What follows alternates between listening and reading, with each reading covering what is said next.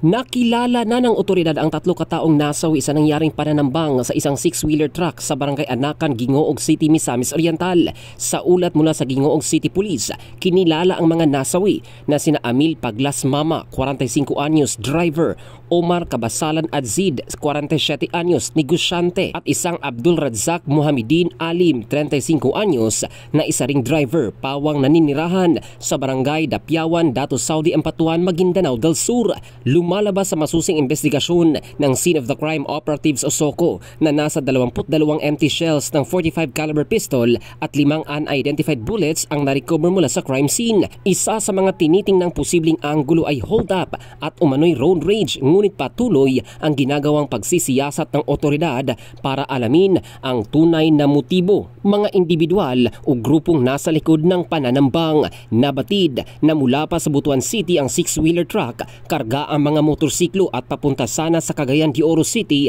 na nooy sinusundan na pala ng mga sospek gamit ang hindi pa tukoy na kalibre ng armas. Pinaulanan ng bala ang 6 na sakay ng truck dahilan para tumagilid sa daan at humantong sa pagkasawi ng 3 biktima. Ang balitang ito ay hatid ng Drive Max Adult Herbal Capsule para sa lalaking laging umaangat. Ito si Jofel Candado in the heart of changing lives ng Brigada News Philippines, the Music and News Authority.